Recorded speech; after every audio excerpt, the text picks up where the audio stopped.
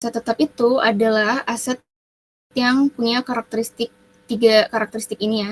Yang pertama itu dimiliki untuk digunakan dalam operasional perusahaan, tidak untuk dijual. Jadi misalkan nih kita punya mesin itu kita pakai buat produksi produknya kita. Nah, itu kan untuk operasional. Jadi itu bisa kita kategorikan ke aset tetap. Tapi kalau misalkan kita mesin itu tidak kalau misalkan mesin itu untuk dijual, misalkan kita adalah perusahaan yang jual mesin ya. Nah, itu berarti mesin itu menjadi persediaannya kita, bukan masuk ke aset tetap. Kayak gitu. Habis itu kalau yang kedua dimiliki untuk jangka waktu yang panjang dan didepresiasi. Jadi asetnya itu umurnya harus lebih dari 1 tahun ya, lebih dari 1 tahun dan juga bakal didepresiasi nih setiap periode. Habis itu yang ketiga punya wujud atau bentuk fisik kayak contohnya mesin, tanah, peralatan bangunan, ini semuanya kan ada wujudnya ya. Kalau misalkan nggak ada wujudnya kayak hak paten, hak cipta, nah itu masuknya ke aset tidak berwujud. Jadi dia ada kategorinya sendiri kayak gitu.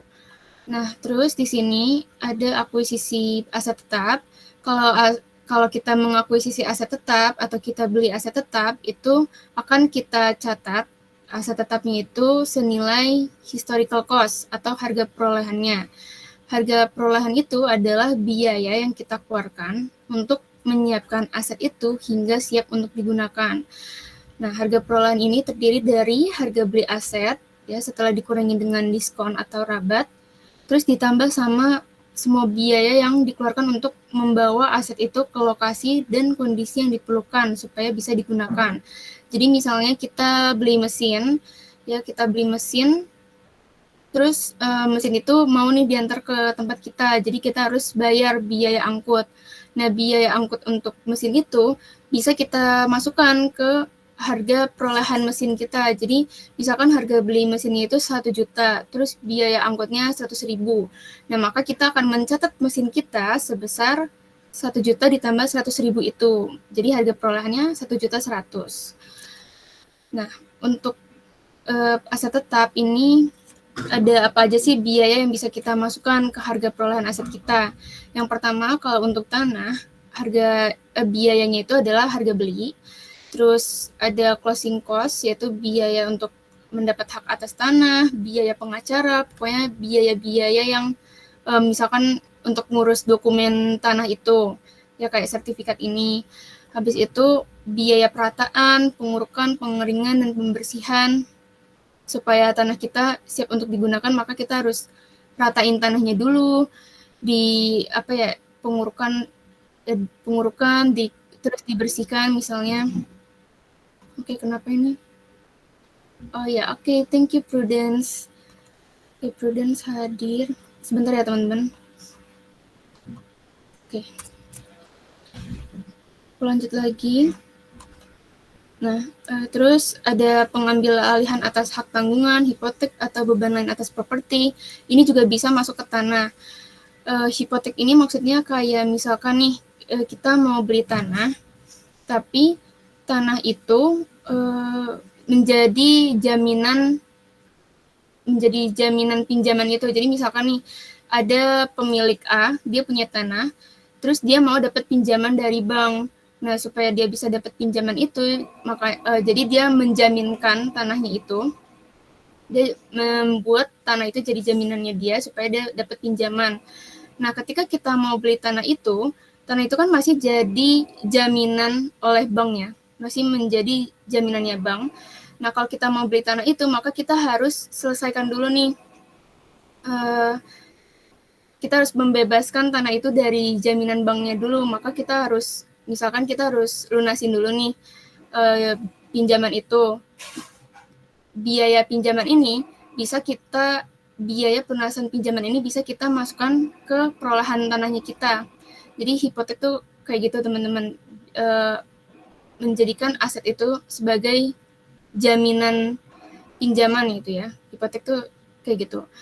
Habis itu yang kelima, perbaikan tambahan pada tanah yang umur manfaatnya tidak terbatas. Nah, ini juga bisa kita masukkan ke perolehan tanah ya. Nah, terus ada biaya lain yang berkaitan dengan tanah, yaitu perbaikan dengan umur manfaat terbatas. Misalkan nih tanah kita di tanah kita itu kita bikin tempat parkir. Nah, tempat parkir ini kita nggak bisa masukkan ke perolahan tanah, tapi kita bisa masukin ke land improvement. Karena tanah itu kan nggak bisa disusutkan ya teman-teman, nggak ada umur manfaatnya. Umur manfaatnya itu tidak terbatas. Sedangkan kalau tempat parkir itu ada umur manfaatnya, jadi dia terbatas nih. Nah, karena dia punya umur manfaat, jadi dia harus disusutkan. Makanya dia ada kategori sendiri nih masuk ke land improvement. Selain tempat parkir, bisa juga kayak trotoar, pagar, taman gitu ya. Habis itu kalau misalkan tanah itu diperoleh dan dimiliki untuk tujuan spekulasi, ini bakal masuknya ke investasi. Kalau tanah dimiliki oleh perusahaan properti untuk dijual kembali, nah ini bakal diklasifikasikan ke inventory ya. Kayak kalau perusahaan properti itu kan dia memang jualnya tanah ya, jadi tanah itu menjadi persediaannya dia. Nah, habis itu ada biaya yang bisa kita masukkan ke perolehan bangunan, yaitu harga beli bangunan itu. Terus ada juga biaya tenaga kerja, bahan baku, dan overhead. Kalau misalkan kita bangun gedung itu sendiri. Terus yang ketiga biaya profesional dan izin mendirikan bangunan.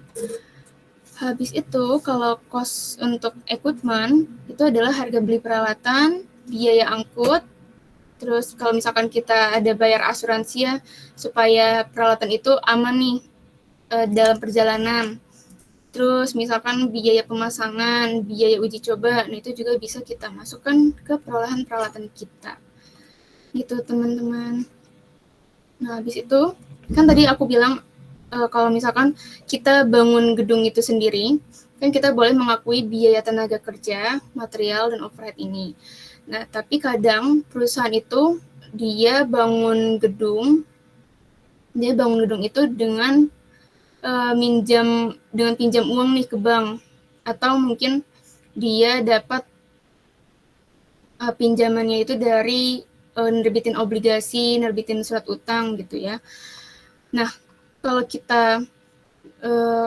misalkan kita melakukan pengeluaran yang terkait dengan pembangunan gedung dengan menggunakan pinjaman itu kan pasti ada bunganya. Nah, bunga atas pinjaman yang kita gunakan untuk bangun gedung itu bisa kita kapitalisasikan, bisa kita masukkan ke perolehan gedung kita. Ya, asalkan bunga itu dari pinjaman yang memang dikhususkan untuk bangun gedung. Nah, untuk bisa menerapkan kapitalisasi biaya pinjaman ini, perusahaan harus mempertimbangkan 3 hal. Yang pertama adalah aset yang memenuhi syarat, yaitu aset yang sedang dalam proses pembangunan untuk digunakan perusahaan. Yang kedua, periode kapitalisasi. Periode kapitalisasi ini adalah periode waktu di mana perusahaan mengkapitalisasi biaya pinjaman. Nah, periode kapitalisasi ini akan dimulai ketika pengeluaran yang berkaitan dengan pembangunan aset itu mulai dikeluarkan. Jadi kalau misalkan kita melakukan pengeluaran terkait pembangunan itu di 1 Maret nih, di 1 Maret. Nah, maka periode kapitalisasinya akan dimulai di 1 Maret itu. Terus periode kapitalisasi akan berakhir ketika aset itu sudah siap untuk digunakan. Nah, yang ketiga adalah jumlah yang dikapitalisasi. Jumlah yang dikapitalisasi adalah jumlah yang lebih rendah antara actual interest dan avoidable interest. Untuk hitung jumlah yang dikapitalisasi, kita harus hitung weighted average accumulated expenditures. Kalau misalkan weighted average-nya itu lebih kecil dari specific construction debt-nya, maka rata-rata pengeluaran dikali interest rate dari specific construction debt. Kalau misalkan weighted average-nya itu lebih besar dari specific construction debt, maka rata-rata pengeluaran yang didanai construction debt dikali interest rate, terus selisih dari weighted average dengan construction debt itu dikali capitalization rate. Nah, ini pasti teman-teman kurang ngerti nih, ini apa sih maksudnya. Nah, supaya lebih jelas, aku jelasin lewat contoh dulu ya. Jadi di sini ada contoh, di tanggal 1 November 18, Salah mengontrak Fever Construction untuk bangun gedung yang harganya 1.400.000 di atas tanah yang harganya 100.000. Salah melakukan pembayaran berikut kepada perusahaan konstruksi selama tahun 19. Nah, jadi di 1 Januari ada pengeluaran 210.000. 210.000 ini include 100.000 untuk tanah. Ya, di sini dibilang dibeli dari kontraktor dan termasuk dalam pembayaran pertama. Jadi 210.000 ini termasuk 100.000 untuk harga tanah. Habis itu di 1 Maret ada pengeluaran 300.000, di 1 Mei ada pengeluaran 540, dan di 31 Desember ada pengeluaran 450.000. Fever menyelesaikan pembangunan gedung yang siap dipakai tanggal 31 Desember 19. Salah punya utang yang outstanding di 31 Desember 19, yaitu yang pertama ada specific construction debt. Jadi specific construction debt ini maksudnya adalah utang yang dikhususkan untuk mendanai pembangunan gedung kita. Nah, kalau ada debt ini ya utang lain-lain aja yang memang dilakukan perusahaan untuk pendanaan ya. Jadi dia dapat pendanaan itu ada dari surat utang yang 10%, jangka waktu 5 tahun, obligasi 12%, jangka waktu 10 tahun. Nah, masing-masing utangnya ini 750, 550, sama 600. Nah, yang harus kalian lakukan pertama kali adalah kalian hitung weighted average-nya. Kenapa sih kita perlu hitung weighted average ini? Karena karena perusahaan itu kan dia melakukan pengeluarannya secara bertahap ya. Ada di 1 Januari, ada di 1 Maret, 1 Mei, sama 31 Desember. Nah, kalau misalkan kita hitung total pengeluaran ini langsung dikaliin sama interest rate, itu jadinya kurang adil nih teman-teman, karena kan setiap pengeluaran ini belum tentu menghasilkan beban bunga selama 12 bulan penuh kan. Kayak misalkan 1 Maret ini, dia kan pengeluarannya di 1 Maret. Nah, harusnya dia tuh menghasilkan beban bunga ya selama 10 bulan aja, dari 1 Maret sampai Desember. Terus yang 1 Mei, dia kan berarti selama 8 bulan ya, dari 1 Mei sampai Desember. Nah, jadi kita ngitung weighted average ini tujuannya supaya kita tahu nih setiap pengeluaran itu kira-kira dia bisa menghasilkan beban bunga itu selama berapa bulan gitu ya. Nah, makanya di sini kita harus kalikan dengan capitalization period-nya. Untuk yang 1 Januari itu kita hitung dari 1 Januari sampai 31 Desember, berarti kan 12 bulan nih, dia bisa menghasilkan beban bunga selama 12 bulan. Terus yang 1 Maret, dari 1 Maret sampai 31 Desember, itu 10 bulan, maka dikali 10 per 12. Habis itu 1 Mei, dia 8 bulan, terus kalau 31 Desember, ini kan di akhir tahunnya 31 Desember, jadi dia belum menghasilkan beban bunga nih. Nah, jadi setiap pengeluaran ini yang bisa menghasilkan beban bunga itu totalnya adalah 820.000 ini. Nah, langkah kedua, kalian harus bandingin weighted average ini dengan specific construction debt-nya. Di sini kan weighted average-nya lebih gede dari specific construction debt-nya yang 750.000 ini. Nah, artinya rata-rata pengeluaran ini yang 750.000 itu bisa di-cover sama specific construction debt, tapi yang sisanya 70.000 ini akan di-cover sama other debt ini. Nah, kita balik lagi nih ke rules yang ini ya, jumlah yang bisa dikapitalisasi. Kalau misalkan weighted average-nya lebih besar dari specific construction debt, maka rata-rata pengeluaran yang didanai construction debt dikali sama interest rate construction debt. Jadi rata-rata pengeluaran yang didanai construction debt kan 750 ini ya. Nah, sisanya 70.000 itu harus kita kalikan dengan capitalization rate.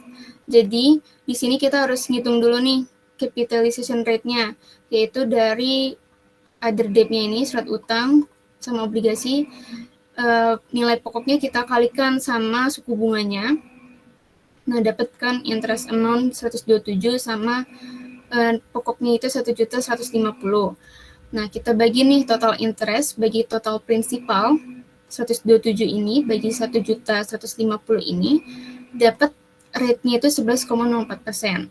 Nah, tadi yang dari specific construction rate itu kan 750 dikali sama bunga yang ini ya, 15% ini dapat 55.000. Terus yang obligasi 12%, benar. Wait, salah. 750.000 dikali 15% dapat 112.500. Habis itu yang other debt sisanya 70.000 dikali sama 11,04% ini. Jadi dapat nih avoidable interest-nya 120.000. Nah, langkah kelima kita hitung nih hitung actual interest, berapa sih bunga yang benar-benar kita benar-benar terjadi nih di tahun 19. Nah, kalau ini kita hitung aja pokoknya principal kali interest rate. Specific construction debt-nya tadi kan 750. Langsung kita kaliin sama interest rate-nya. Begitu juga yang other debt, ya 550 dikali 10%, 600 dikali 12%. Jadi beban bunga yang benar-benar terjadi di 19 itu adalah 239.500 ini. Nah, untuk hitung bunga yang bisa kita kapitalisasi, kita harus bandingin nih jumlah avoidable interest sama actual-nya. Avoidable-nya tadi kan 120 ini ya, 120, sedangkan actual-nya itu 239.500. Nah, bunga yang berkaitan dengan pembangunan gedung yang bisa kita kapitalisasikan itu adalah jumlah yang lebih rendah antara avoidable dengan actual. Jadi di sini kan avoidable-nya yang lebih kecil nih ya, yang lebih rendah, maka bunga yang bisa kita kapitalisasi adalah si avoidable-nya 120.000 ini. Nah, berarti beban bunga yang harus diakui itu berapa? Tadi kan actual-nya 239, bunga yang bisa kita kapitalisasi adalah 120, maka yang bisa kita akui sebagai beban bunga adalah 119, gitu teman-teman. Nah, terus pasti kalian mungkin ada yang bingung nih, kenapa sih bunga ini harus dikapitalisasi. Jadi dengan adanya kebijakan untuk mengkapitalisasi beban bunga, itu sebenarnya ada manfaatnya ya buat perusahaan. Di sini kan beban aktualnya, bunga aktualnya itu kan 239. Nah, kalau kita langsung mengakui bunganya sebesar 239 ini, kan nanti berarti kita akan efeknya itu bakal mengurangi laba 239.500 ya. Kan kalau beban bunga kalau beban naik, laba menurun gitu. Nah, kalau kita dengan mengkapitalisasi bunga ini, beban bunga yang harusnya kita akui sebesar 239 ini, jadi bisa kita akui cuman 119.000 ini. Nah, itu kan jadi bikin beban kita turun, terus laba kita lebih tinggi gitu kan. Nah, itu bisa kasih manfaat ke perusahaan supaya akuin beban bunganya itu lebih smooth gitu ya. Jadi nggak langsung 239 ini, tapi bisa diakui 119 aja. Kayak gitu. Nah, tapi sebenarnya beban bunga itu nggak bisa kita hindarin ya. Meskipun di sini kita akuinnya 119, si 120 ini kan masuk bangunan ya. 120 ini kan masuk bangunan. Nah, nanti beban bunga yang masuk ke bangunan ini akan kita akui, tapi kita bukan akuinya beban bunga. Kita akuinya itu beban depresiasi. Kan bangunan itu kalau udah siap digunakan bakal didepresiasi kan. Jadi beban bunga yang kita masukkan ke bangunan itu akan kita akui, tapi ketika bangunan itu didepresiasi. Jadi meskipun di awal kita catat 119, tapi pada akhirnya beban bunga itu tetap harus diakui, tapi kita akuinya sebagai beban depresiasi. Itu teman-teman. Nah, di sini untuk jurnal yang harus dibuat oleh Salah, yaitu di tanggal 1 Januari, di 1 Januari 19 itu kan dia melakukan pengeluaran ya. Pengeluaran ini sebesar 210.000, di mana 210.000 itu termasuk harga tanah. Nah, jadi di sini kita akuin nilai tanahnya 100.000, lalu sisanya kita masukkan ke bangunan 110.000. Habis itu kita catat cash sebesar 210.000 pengeluarannya. Lalu di 1 Maret ada pengeluaran lagi 300.000, nah itu bisa kita masukkan ke bangunan. Terus kita mengeluarkan kas 300.000. Di 1 Mei sama 31 Desember juga sama, kita catat pengeluarannya masuk ke bangunan ya. Nah, habis itu di 31 Desember itu ada jurnal tambahan, yaitu untuk catat bunga yang bisa kita kapitalisasi. Tadi bunga yang kita kapitalisasi itu adalah 120.000. Ini masuk ke bangunan. Lalu beban bunga yang 119.000 ini ya kita akuin di debit, lalu cash 239, yaitu kas yang kita keluarkan untuk membayar beban bunga ya. Karena di sini kan masing-masing utang itu dibayar bunganya tiap 31 Desember gitu ya teman-teman. Jadi makanya di sini kita mencatat cashnya itu 239 untuk bayar bunganya itu.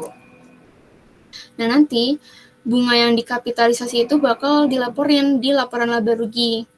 Di sini ada income dari operasional sebesar XXX, lalu other expense and loss. Nah, interest expense-nya kita akui 239 ini ya. Tapi dikurangkan dengan capitalized interest. Jadi beban bunga yang kita akuin adalah 119 ini. Lalu nanti income dari operasi dikurangin beban-beban, dapat income before income tax, terus ada pajak, habis itu dapat net income-nya. Kayak gitu teman-teman. Dari materi ini ada yang mau ditanyain? Guys, oke, boleh Anjanet, gimana? Kak, aku mau nanya yang mengenai beban yang bunga yang bisa dikapitalisasi yang bagian bawah itu, Kak. Bunga yang bisa dikapitalisasi di sini. Iya, itu kan ada syaratnya yang avoidable interest itu kan harus lebih kecil daripada actual interest. Nah, itu harus emang syaratnya begitu ya, Kak? Iya, emang harus kayak gitu ya, karena kan beban bunga actual interest itu kan beban bunga yang sebenarnya benar-benar terjadi nih. Nah, tapi beban bunga ini kan gak cuman dari pinjaman yang untuk pembangunan kan, tapi ada juga pendanaan biasa nih. Nah, jadi kalau misalkan kita mau mengkapitalisasi bunga, bunga itu harus dari pinjaman yang memang digunakan untuk pembangunan. Makanya makanya apa ya namanya? Makanya avoidable interest itu harus lebih kecil dari actualnya ya, supaya bunga yang kita kapitalisasi itu benar-benar semua bunga yang timbul dari pinjaman yang kita gunakan untuk biayain pembangunan gedung kita. Gitu Anjanit, gimana? Kalau misalkan available interest-nya lebih gede daripada actual interest-nya gimana, Kak? Oke. Nah, kalau misalkan avoidable-nya lebih gede dari actual itu kan adalah jumlah maksimal bunga yang bisa dikapitalisasi. Jadi kalau avoidable-nya melebihi actual, yang kita akui itu, yang kita kapitalisasi itu tetap sebesar actual-nya. Jadi actual interest itu batas maksimal bunga itu bisa dikapitalisasi. Gitu Anjanet, gimana? Oke, Kak, makasih, Kak. Sama-sama. Oke, tadi ada juga Amira, gimana?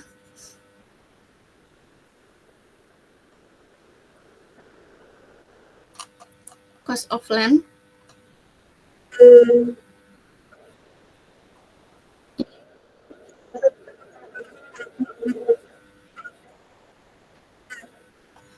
Maaf, Amira boleh diulang soalnya kurang kedengaran. Kayak misalkan kita tanam pohon, ya kita tanam pohon di tanah yang kita miliki.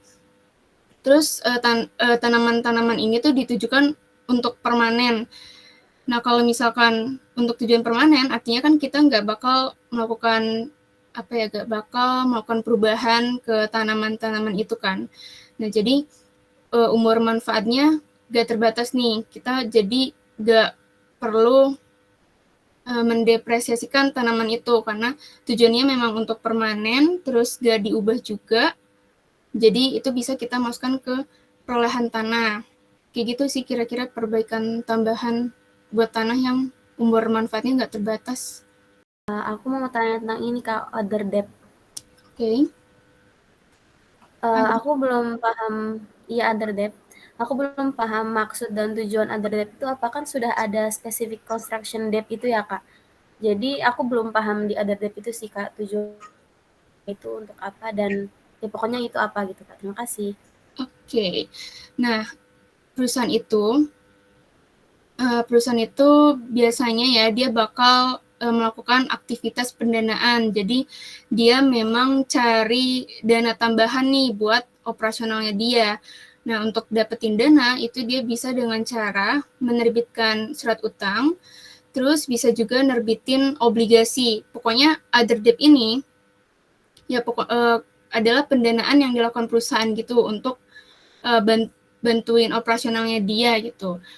Nah, tapi other debt ini juga bisa nih kalau misalkan kita udah punya spesifik construction debt ini kan khusus untuk pembangunan.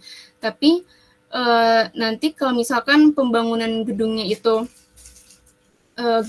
kalau misalkan pembangunan gedungnya itu melebihi 750.000 ini, berarti kan sisanya harus didanai sama other debt ini. Jadi other debt itu selain untuk pendanaan perusahaan untuk operasionalnya, dia juga bisa untuk danain si pembangunan ini. Kalau misalkan pinjaman khusus konstruksi ini nggak cukup untuk danain pembangunan dia bisa pakai other debt ini. Kayak gitu. Fadia gimana?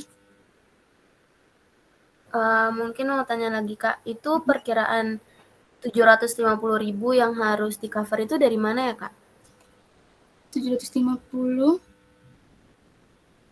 Yang jumlah spesifik debt-nya itu, Kak. Itu kan 750.000. Iya. Itu dari mana ya, Kak? Maksudnya. Oh, ini emang dari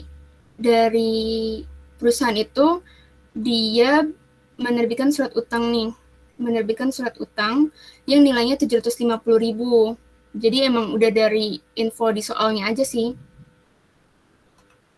Di soalnya tuh udah diketahui kalau nilai utangnya 750 gitu. Oke, udah ya. Oke, Kak, baik. Sama.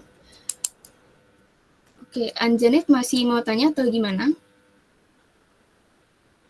Atau udah aman? Soalnya masih raise hand. Oh, oke. Oh, oke. Elvina mau tanya apa? Kak, aku izin tanya, ngelanjutin pertanyaan dari Fadia tadi. Tapi ini yang di bagian step kedua, yang bandingkan weighted average dengan specific construction depth. Nah, itu mohon maaf aku kurang paham kalau misal, kan kalau di sini case-nya weighted average-nya lebih gede daripada specific borrowing-nya. Tapi kalau misal weighted average-nya ternyata lebih kecil dari specific borrowing-nya, berarti apakah step selanjutnya nggak usah dihitung capitalization rate-nya atau gimana ya, Kak? Oke. Nah, kalau misalkan weighted average-nya lebih kecil dari specific borrowing, benar, kita nggak usah hitung capitalization rate ini. Kita ikutin rules yang ini nih.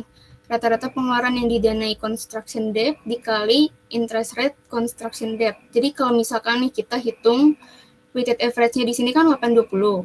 Nah, misalkan di sini 850 ya. Misalkan di sini 850.000 nih.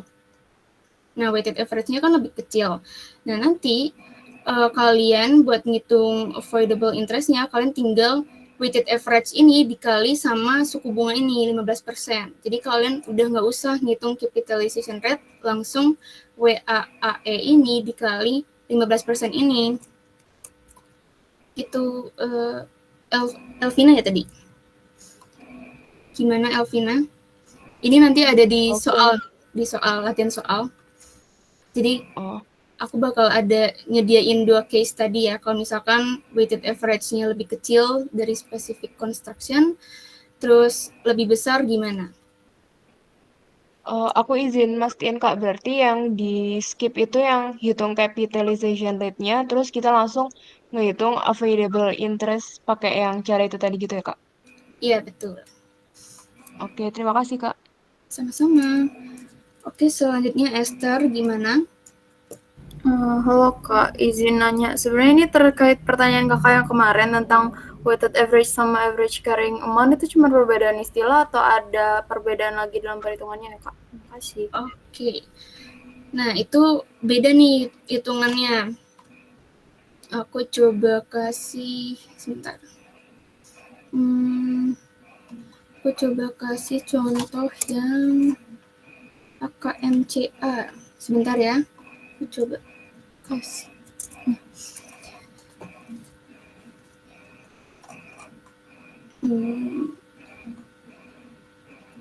Oke, bentar aku share screen ulang. Aku share yang AKM ini apa? Oh yang ini coba. Oke. Nah, kalau misalkan di Kieso edisi 3 ya teman-teman, yang edisi 3 itu yang Bu Christine jelasin kan pakai weighted average. Nah, tapi kalau kalian pakai buku Kieso yang sekarang itu, yang kalian pakai itu edisi 4.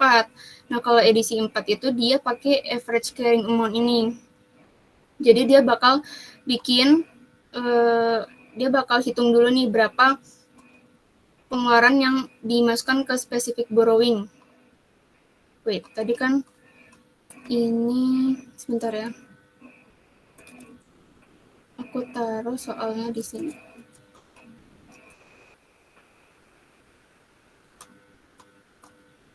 Nah, di sini kan pengeluarannya ada 360, 600, 1.500.000, 1.200.000. Yang kalau kita totalin itu adalah 3.660. Sedangkan spesifik borrowingnya itu cuma 3 juta, yang artinya kan sisa pengeluarannya gak cukup ya kalau didanain spesifik borrowing aja, tapi sisanya harus didanai sama other debt ya. Nah, maka di sini dihitung dulu nih berapa sih pengeluaran yang masuk ke spesifik borrowing, yaitu 360, 600, 1.500. Habis itu 1.200.000 ini yang bisa di-cover sama specific borrowing itu cuma 540. Nah, sisanya 1.200.000 kurangin 540 itu bakal di-cover sama other debt ini. Nah, jadi yang kita hitung dengan capitalization period itu cuman yang pakai other debt aja. Jadi kalau misalkan dia bisa di-cover specific borrowing, dia nggak perlu dikali periode kapitalisasi ini. Khusus yang other debt aja yang dikali sama periode kapitalisasi. Jadi average carrying amount-nya dari 660.000 ini dikali 1/12. Nah, nanti hitung borrowing cost dari specific debt. Specific debt-nya tadi full 3 juta ini ya, dikali interest rate-nya 12%, dapat avoidable interest-nya 360. Nah, kita juga selanjutnya harus hitung borrowing cost dari other debt, yaitu yang 11%. 11% bond sama 10% note, itu dikali sama suku bunganya. Terus 600.000 ini dibagi 5.600.000 dapat capitalization rate 10,71% ini nanti dikali sama average carrying amount ini. Kayak gitu sih. Jadi lebih panjang caranya kalau yang pakai edisi 4. Nah, kalau yang edisi 3 itu tinggal kalian pakai weighted average aja, teman-teman. Jadi lebih simple. Kayak gitu sih, Esther. Gimana? Apa udah jelas? Sih, Kak. Oke, sama-sama. Jadi kalian fokus aja sih pakai yang weighted average ini. Karena Bu Christine juga ngajarinnya pakai itu kan, teman-teman. Oke, masih ada yang mau ditanyain untuk materi? Atau udah aman semua? Kalau udah aman, boleh reaction-nya. Oke, thank you teman-teman. Aku lanjut ya ke latihan soal. Nah, S108. Di tanggal 31 Desember 2021, sang grup meminjam 3 juta dengan suku bunga 12% yang dibayar per tahun untuk mendanai pembangunan gedung barunya. Terus di tahun 22, perusahaan melakukan pengeluaran terkait pembangunan gedungnya itu, di mana di 1 Maret ada 360.000, 1 Juni 600.000, di 1 Juli 1.500.000, di 1 1 Desember 1.200.000. Habis itu ada beberapa informasi tambahan. Yang pertama, sang grup itu selain punya specific construction debt, dia juga punya other debt nih, yang 10%, 10 tahun dengan suku bunga 11%, yang utang itu 4 juta. Habis itu dia juga punya utang wesel 6 tahun, suku bunganya 10%, sebesar 1.600.000. Habis itu di informasi kedua, di tanggal 1 Maret 22 ada di 1 Maret 22 ini kan ada pengeluaran yang 360.000. Nah, 360.000 ini termasuk harga tanah 150.000. Lalu yang ketiga ada pendapatan bunga yang diterima di tahun 22 terkait dengan dana dari specific borrowing. Nah, ini maksudnya tuh, jadi kan sang grup ini pinjam uang 3 juta ya. Nah, 3 juta ini kan gak langsung dipakai semuanya kan, gak langsung dipakai untuk pengeluarannya.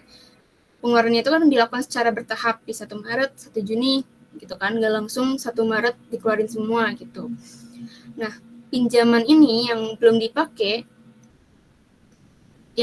itu dia investasikan. Jadi bisa dapat pendapatan bunga ini sebesar 49.000 gitu maksudnya. Nah, nanti pendapatan bunga ini bakal ngurangin jumlah bunga yang jumlah bunga yang dikapitalisasi gitu. Nah, di sini yang pertama instruksinya adalah tentukan jumlah biaya pinjaman yang bisa dikapitalisasi di tahun 22 berkaitan dengan pembangunan gedung, sama yang kedua buat jurnal untuk catat kapitalisasi biaya pinjaman sama beban bunga yang harus diakui di 31 Desember 22. Nah, aku minta teman-teman untuk coba jawab dulu nih, hitung weighted average accumulated expenditures-nya. Dimulai dari tanggal yang pertama, 1 Maret, itu kayak gimana? Tanggal, jumlah, periode kapitalisasi, sama weighted average, sama kayak yang ini ya. Oke, kita mulai dari pengeluaran tanggal pertama dulu. Boleh dijawab Elvina gimana? Bentar, salah. Oke, gimana yang tanggal? Oke, Kak, aku izin coba jawab. Jadi untuk tanggal yang pertama di 1 Maret itu amount-nya ada, bentar, Kak. Ada 360.000. Terus abis itu current year capitalization period-nya itu 10/12. Terus weighted average-nya 300.000, Kak. 300.000. Oke, betul. Makasih, Alvina. Next, Makasih, Kak. pengeluaran selanjutnya. Iya, sama-sama. Pengeluaran selanjutnya di 1 Juni. Boleh dijawab Kina.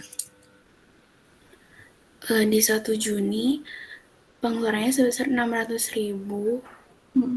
Terus periode kapitalisasinya 7/12. WA-nya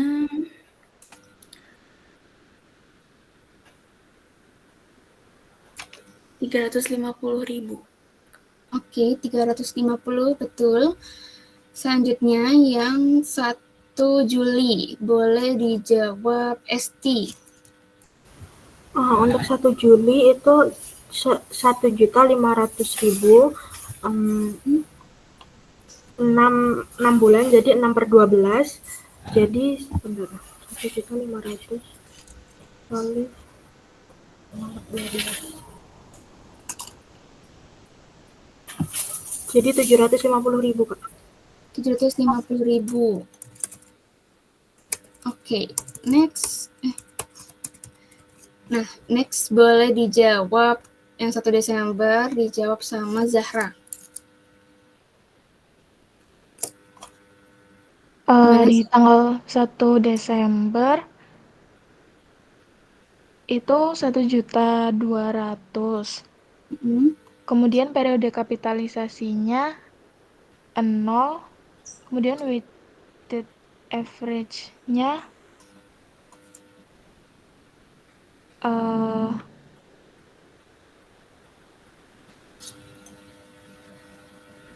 0 juga, Kak. Oke, thank you Zahra. masih kurang tepat nih, periode kapitalisasinya bukan 0, karena dari 1 Desember. Mungkin ada yang mau coba jawab. Oke, Mirza gimana? Periode kapitalisasinya 12/12. Terus week average-nya 1.200.000. Ya bukan? Oke, makasih Mirza. Masih kurang tepat nih, bukan 12/12. Oke, boleh dijawab. Tadi Elvina udah, Diva dulu deh. Gimana Diva? Mungkin 1/12, Kak. Jadi dia itu sebentar. Jadi dia 100 weighted average-nya. Oke, betul ya. Nah, kenapa 1/12?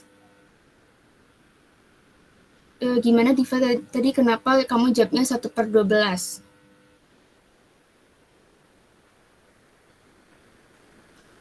Karena 1 Desember jadi kayak masuk gitu, Kak. Oke, thank you Diva. Nah, jadi kenapa 1 Desember ini 1/12? Karena kan dari 1 Desember sampai 31 Desember ya, kita hitungnya sampai 31 Desember nih. Nah, itu kan ada 1 bulan, jadi 1/12, itu teman-teman. Oke, gak apa-apa ya yang kurang tepat. Thank you sudah menjawab. Nah, yang kedua nih, bandingkan weighted average dengan specific borrowing. Ntar ini langsung aja deh. Nah, weighted average-nya 1.500.000, specific borrowing-nya 3 juta ya. Di sini 3 juta. Nah, weighted average-nya lebih kecil nih dari specific borrowing. Nah, kita tadi kan kalau weighted average lebih kecil dari specific construction, maka rata-rata pengeluarannya dikali interest rate specific construction debt-nya. Nah, kira-kira gimana nih hitung avoidable interest-nya teman-teman? Ada yang mau coba jawab? Rata-rata pengeluarannya, ya weighted average-nya tinggal dikali interest rate-nya.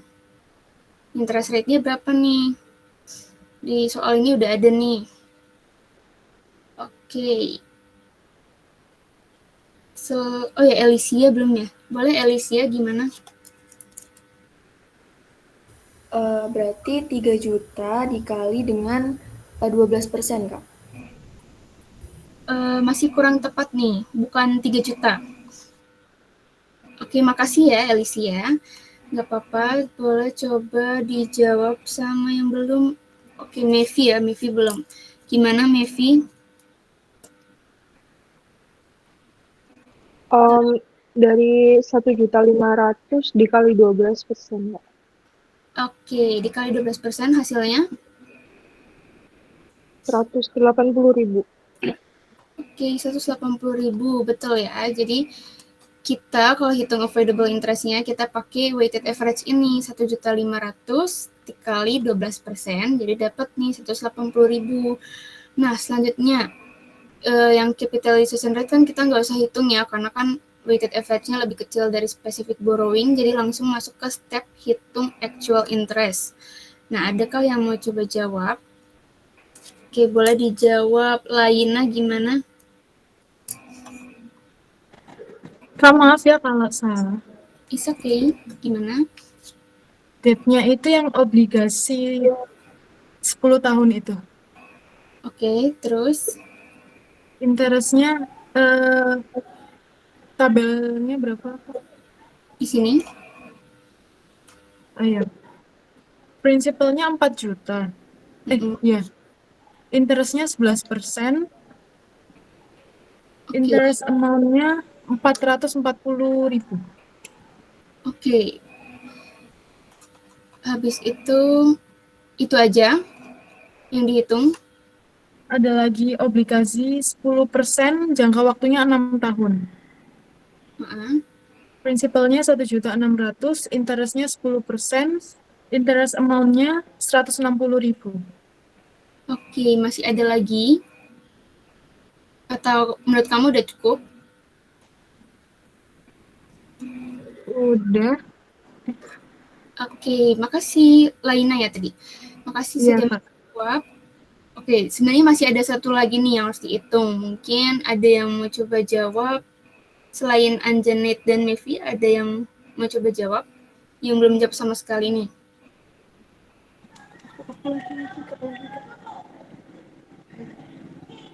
Kenapa Laina?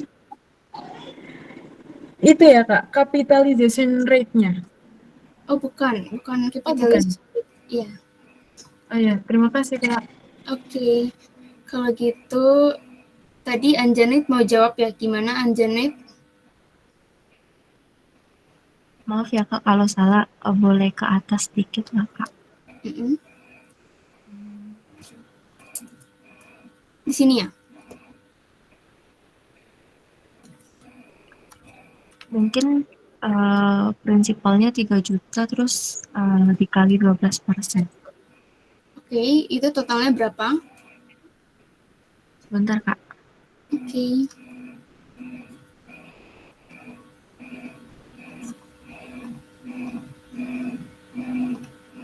Totalnya 3.360.000. Yang tadi kan debt dikali interest rate. Nah, itu berapa? 3 juta kali 12% ini? 360.000 Kak. Oke, 360 ya. Thank you Anjanet. Nah, jadi kalau kita hitung actual interest, itu kita harus hitung semua pinjaman yang kita punya. Kan kita nggak cuma other debt ya, kita ada juga yang construction debt-nya juga. Nah, itu harus dihitung juga teman-teman. Jadi total actualnya itu 960. Nah, habis itu langkah selanjutnya adalah kita bandingin avoidable interest sama actual interest-nya buat hitung bunga yang bisa kita kapitalisasi. Nah, ada yang mau coba jawab? Avoidable-nya tadi kan udah ada. Oke. Ada lagi gak yang belum jawab nih selain Mevi dan Gina? Aku kasih 5 detik. 1, 2, 3. Oke, Isnatul boleh. Isnatul belum kan? Buat avoidable-nya yang 180, actual-nya yang 960. Jadi bunga yang bisa kita kapitalisasi? Yang 180. Oke. Benar nggak Kak? Iya benar. Oke, gini. Nah, oke nggak apa-apa deh. Nah, jadi bunga yang bisa kita kapitalisasi itu kan 180.000, tapi di informasi soal tadi ada pendapatan bunga ini 49.000. Nah, pendapatan bunga ini harus kita kurangin sama jumlah bunga yang kita kapitalisasi.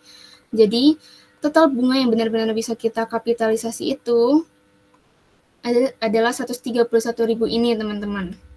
Nah, langkah selanjutnya, hitung nilai beban bunga yang harus diakui. Oke, selain Gina sama Elisia, ada yang mau coba jawab? Oke, Caira boleh. Actual interest-nya dikurangin sama bunga yang dapat dikapitalisasi. Ya, 960 dikurang 131. Oke, berapa itu? Bentar. 829.000. Oke, 829, betul ya. Jadi beban bunga harus kita akui adalah actual dikurangin jumlah yang dikapitalisasi, dapat beban bunganya 829.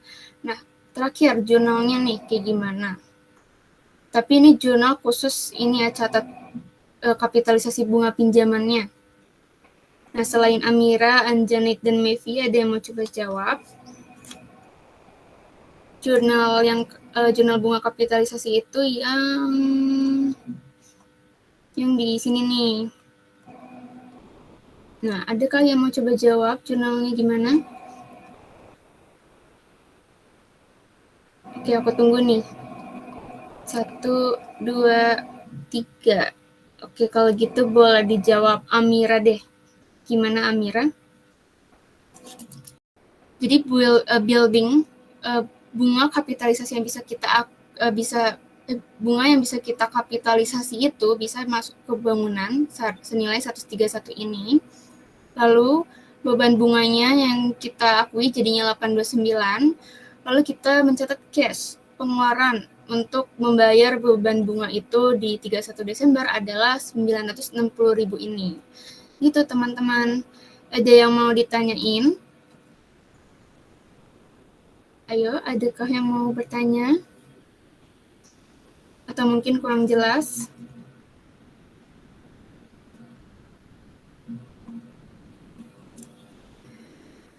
Oke, kalau aman boleh reaksinya guys.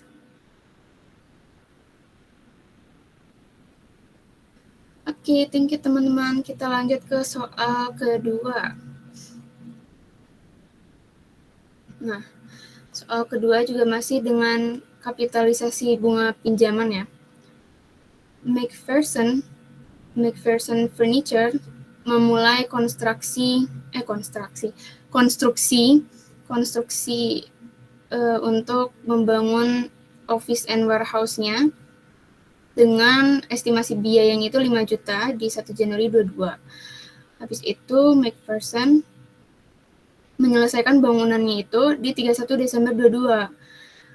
Lalu di perusahaan ini juga dia punya beberapa obligasi ya, beberapa utang obligasi yang outstanding di periode konstruksinya itu. Yang pertama ada construction loan-nya, yaitu 2 juta.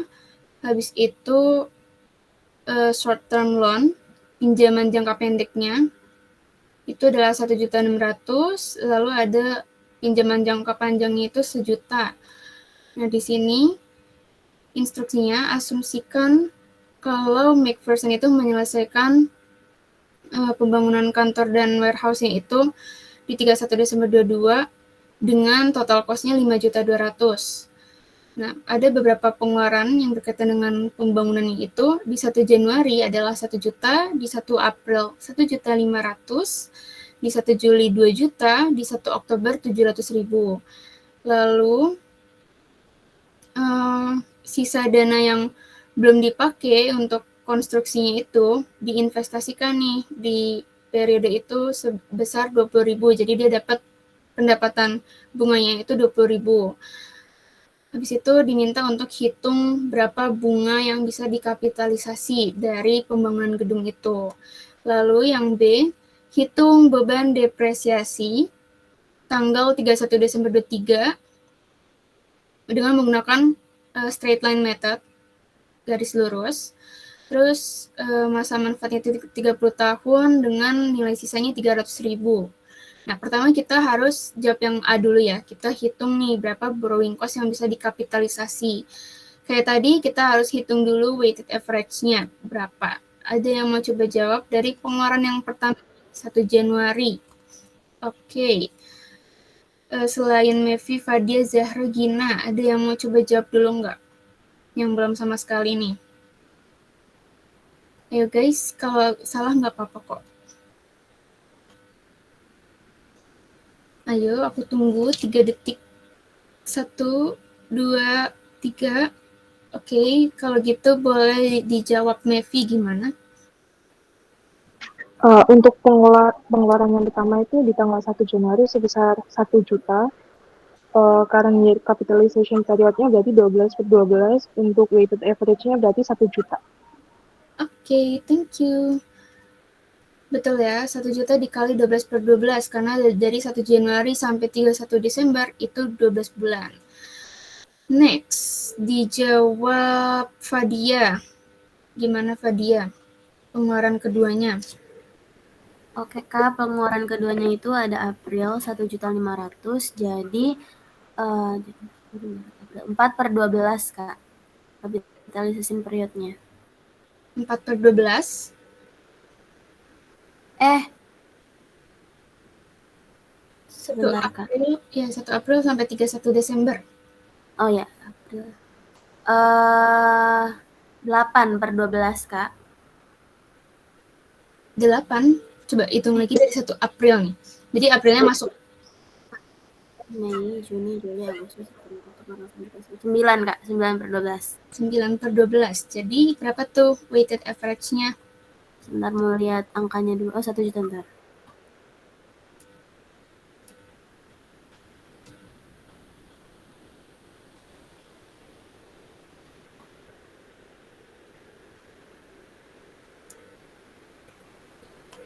berapa? Gimana Fadia udah dapat 1.500.000 kali 9/12?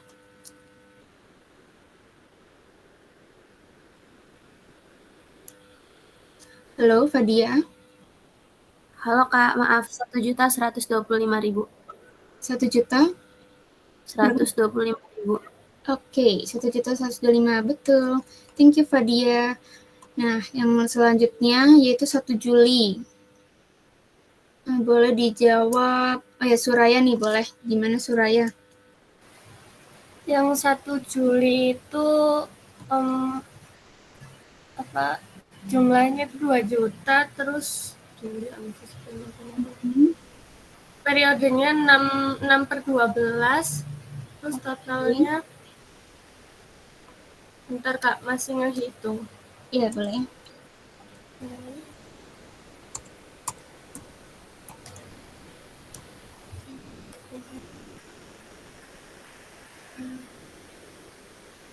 Totalnya 1 juta Kak.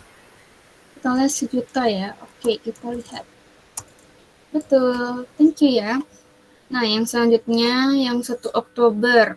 Ada yang mau coba jawab? Oke, di sini ada Vicky. Boleh Vicky gimana? 1 Oktober lah, 700.000. Periode kapitalisasinya? Periode kapitalisasinya 3/12. Oke, 3/12. Terus weighted average-nya? Weighted average-nya 175.000. Oke, kita lihat. Betul, thank you Vicky. Nah, ini kalau kita totalin 5.200.000 ya, sesuai dengan yang ini tadi, total cost-nya 5.200.000, habis itu weighted average-nya 3.300.000. Nah, sekarang kita bandingin nih weighted average dengan specific borrowing-nya. Ini langsung aja. Nah, weighted average-nya kan 3.300.000, specific borrowing-nya itu adalah ini ya, construction loan-nya 2 juta. Jadinya lebih kecil, weighted average itu kan lebih besar ya dari specific borrowing, maka kita pakai rules yang kedua nih teman-teman. Weighted average lebih besar dari specific construction debt, maka rata-rata pengeluaran yang didanai construction debt kita kalikan dengan interest rate construction sama selisih weighted average-nya. Selisih weighted average dengan construction debt dikali capitalization rate. Nah, kita harus hitung dulu nih capitalization rate-nya. Nah, boleh dijawab. Oke, sebentar. Selain Gina, ada yang mau coba jawab? Capitalization rate ini kalian tinggal short term loan sama long term loan ini. Prinsipalnya dikali sama interest-nya. Ini udah aku kasih ininya. Ayo yang belum jawab sama sekali, aku tunggu 5 detik. 1, 2, 3. Oke, di sini ada Satya Akilah. Boleh gimana? Kak, sebelumnya suaraku kedengeran nggak ya? Iya, kedengeran. Jadi prinsipalnya itu 1.600.000. Terus interest rate-nya 10%. Terus interest amount-nya 160. Oke, thank you. Selanjutnya long term loan-nya, boleh sekalian aja deh Satya. Long term-nya itu tadi berapa ya Kak? 1 juta, terus interest rate-nya itu 11%, jadinya interest amount-nya 110. Oke, thank you. Nah, selanjutnya nih capitalization rate-nya gimana nih teman-teman? Selain Mevi, ada yang mau coba jawab? Oke, kalau gitu boleh dijawab Mevi, gimana? Dihitung dari interest amount-nya dibagi prinsipal, Kak. Oke, jadi 270.000 dibagi 2.600.000. Sebesar itu koma ya Kak, 10 berapa? 38%. Oke, betul, 10,38%. Thank you, Mevi. Nah, next kita hitung avoidable interest-nya. Ada yang mau coba jawab? Avoidable interest-nya. Oke. Oke, boleh dijawab Gina gimana? Specific construction debt-nya 2 juta. Terus? Dikali 12%. 12%. Oke, betul. Habis itu? Terus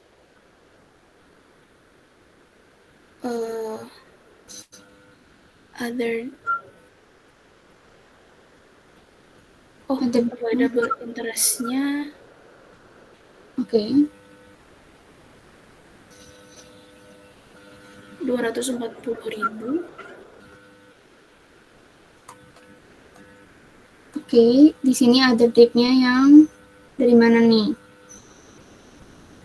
Tadi sesuai dengan rules ini, selisih weighted average dengan construction debt dikali capitalization rate-nya. Nah, selisihnya berapa tuh? Selisih weighted average dengan construction debt. Atau specific borrowing ya? 1.300.000. Oke, 1.300.000. Terus interest rate-nya? Interest rate-nya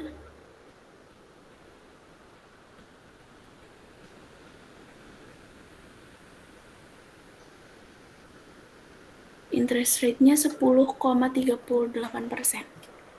Iya, betul. Terus avoidable interest-nya?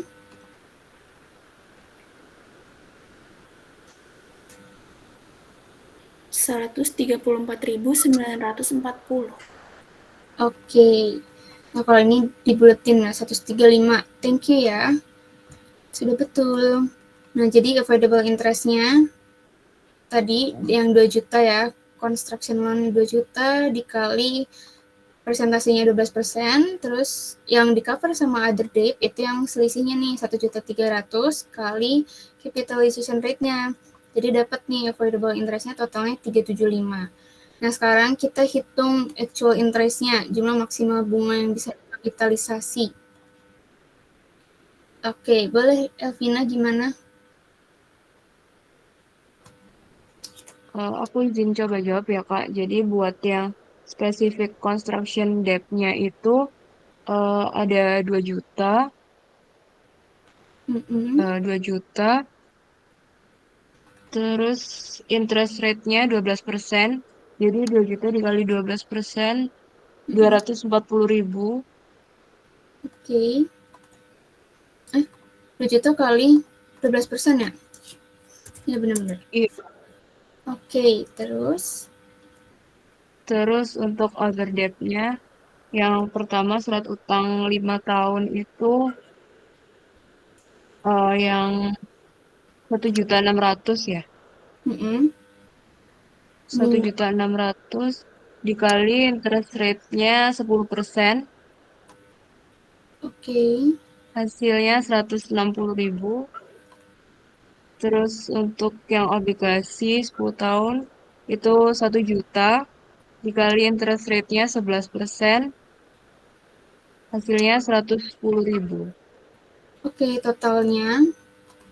Jadi total actual interest-nya 510.000, Kak. 510.000. 520 ya? Oke, thank you. Oke, sama-sama.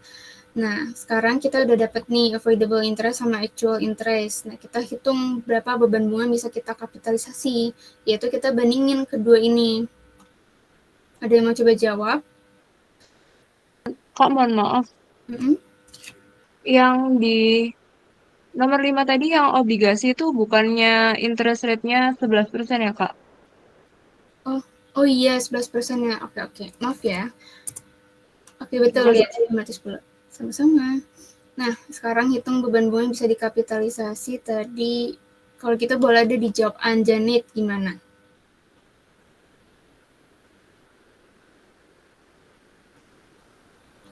Halo? Halo, Kak. Oke. Jadi beban bunga dapat dikapitalisasi itu dari income from dari operasional, terus dari ada expense dan loss. Sebentar, beban bunga bisa dikapitalisasi. Ini kan kita bandingin nih antara avoidable interest sama actual interest-nya. Nah, avoidable-nya tadi ini kan. Nah, itu dibandingin nih, mana yang lebih rendah. Oh, yang lebih rendah itu avoidable interest, Kak. Oke, jadi bunga bisa disisihin. Apa? Maaf, kurang kedengaran. Disisihin antara actual interest sama avoidable interest. Oke, itu kalau diselisihin dapat berapa?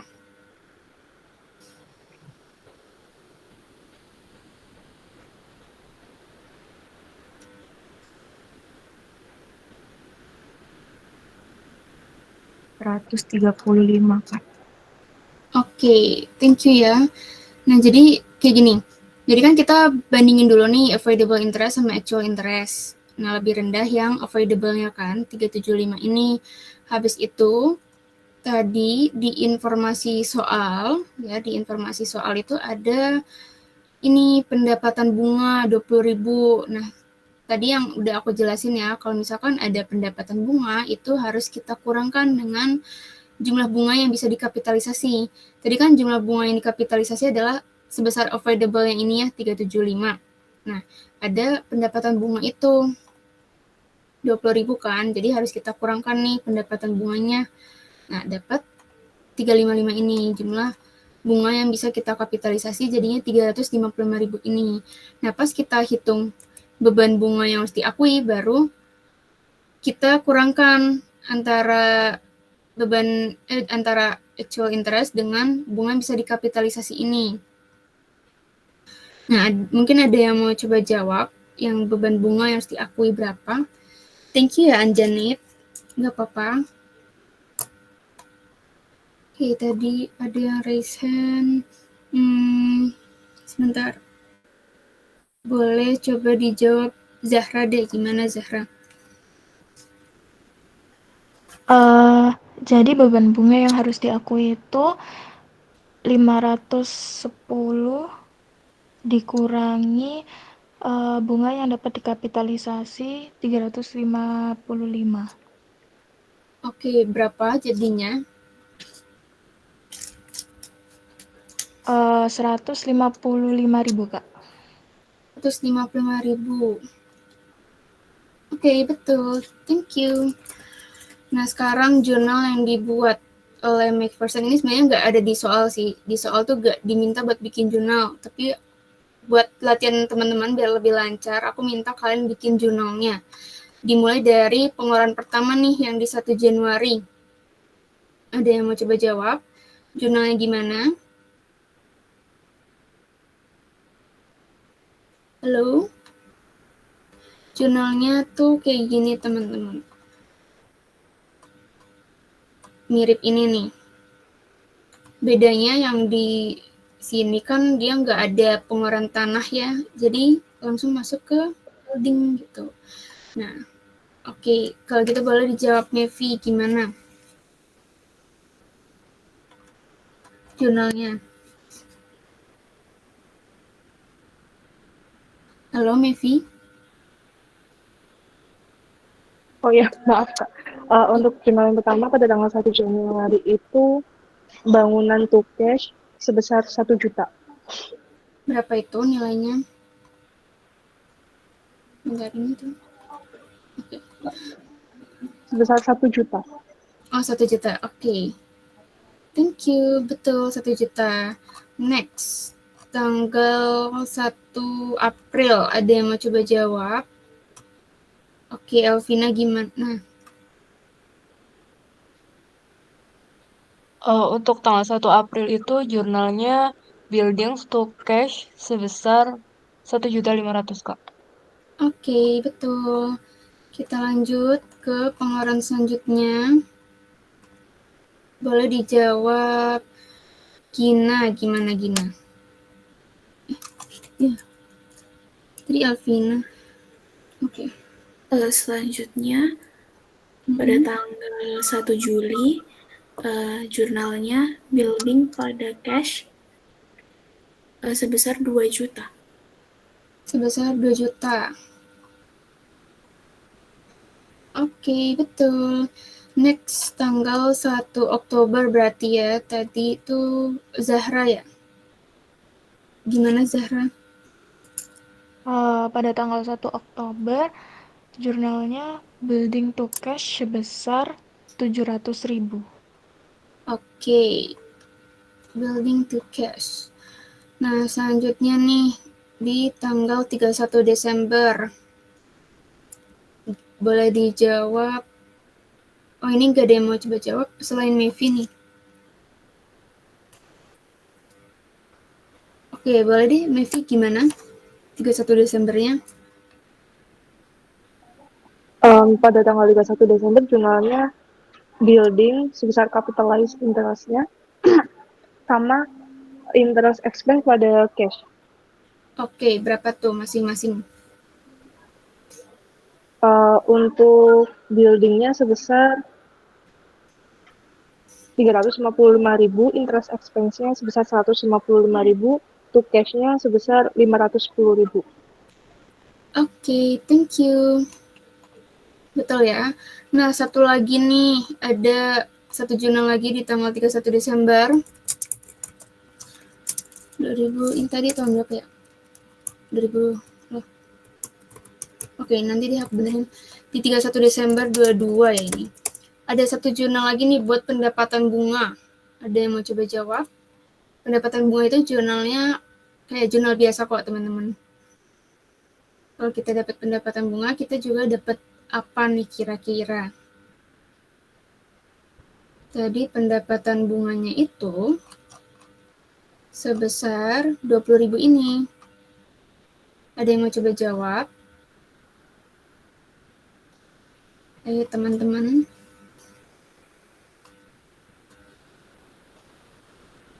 Gak ada yang mau coba jawab nih. Oke, kalau gitu langsung aja ya. Kita mengakui adanya cash, dapat 20.000, sama, oke sebentar. Ini ada yang, oh oke. Nah, sama ada mencatat interest revenue-nya 20.000, gitu teman-teman. Nah, sekarang, tadi kan di soal yang B diminta hitung beban depresiasi ya. Nah, gimana? Adakah yang mau coba jawab? Jadi, kita perlu hitung harga perolehan bangunan dulu nih. Tadi kan di sini kita catat bangunan 1 juta, 1.500.000. Nah, itu kita jumlahin semuanya. Oke, mungkin karena udah mau habis ya waktunya, aku langsung aja ya.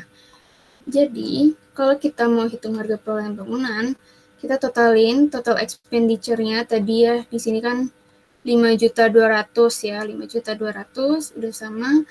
Terus kita tambahin bunga yang dikapitalisasi tadi 355 ini. Nah, dapat nih totalnya adalah 5.555. Nah, kalau kita mau hitung depresiasi, kan dia pakai straight line ya, straight line method, garis lurus. Berarti caranya harga perolehan kurang nilai sisa dibagi masa manfaat. Harga perolehan bangunannya tadi per 31 Desember 22 adalah 5.555 ini. Terus kan bangunannya udah siap untuk digunakan ya. Di 31 Desember 22 itu pembangunannya udah selesai nih. Yang tadi dia bilang mana ya? Pokoknya udah selesai di 31 Desember 22. Nah, berarti kan harga perolehannya 5 juta ini ya, 555. Dikurangi nilai sisa, tadi di soal 300.000, dibagi masa manfaatnya 30, jadi dapat 175.000 ini di 31 Desember 23, beban depresiasinya 175. Gitu teman-teman, ada yang mau ditanyain buat soal ini? Atau udah aman semua? Kalau aman, boleh reaksinya guys. Oke, thank you teman-teman. Nah, sekarang aku mau panggilin teman-teman yang udah jawab. Kalau misalkan kalian udah jawab, tapi belum aku panggil, kasih tahu aku ya.